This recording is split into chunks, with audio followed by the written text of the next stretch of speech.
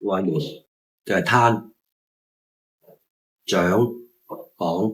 外門另外三個動作就係伏、枕、拳。好，左右手一樣嘅啫，伏、枕、拳、攤、掌、膀。嗱，重複㗎嚇，循環不息嘅。再嚟一次係攤、掌、膀嚇，伏、枕、拳亦都一樣。咁點解要攤啊？點解要掌啊？點解要攞啊？攤係咩咧？攤喺內門，攤上內門，意念向前，爭推手出，前臂成為一條直接指向對方身體嘅路線。